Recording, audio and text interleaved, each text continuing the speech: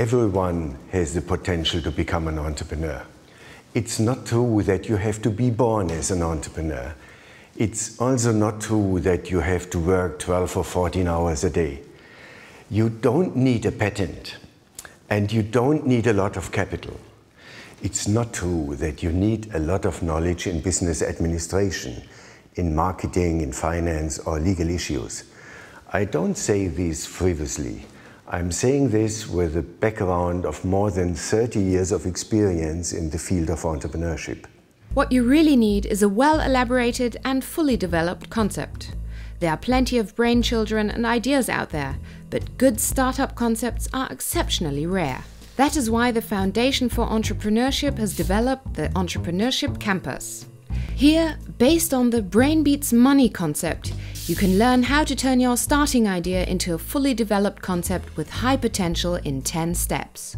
Furthermore, our online training provides you with a basic understanding of entrepreneurship, internet-based business models and crowdfunding. And anyone truly interested in cultivating his or her concept will have the opportunity to test newly acquired knowledge immediately using practical exercises and then to apply what is learned to his or her own business idea. Already got a ready-to-go concept in your pocket? Then we recommend testing its vital signs prior to launch using our practical exercises and to find a sparring partner, another person to explore the business idea and provide you with valuable feedback. Entrepreneurship Campus provides you with the opportunity to pitch the concept you've developed to other sparring partners on video chat. It facilitates an exact idea of what may still be unclear in your concept so that you can continue working with the right sparring partner to ameliorate your entrepreneurial design. How can I develop my own entrepreneurial design? Well, everything starts with an idea. It can be a small one. It grabs you. It doesn't let you go if you see potential in that idea. You research, work on the idea, brood over it. The idea grows, acquiring new depth and scope.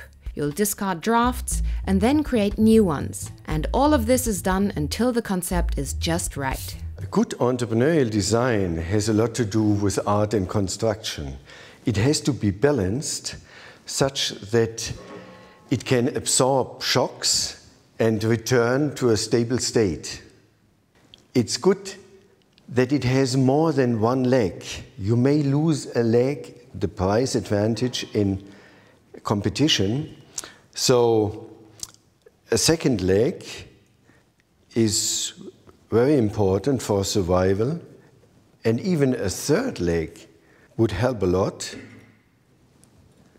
Still balancing, and if you have a fourth leg, it's great for your survival.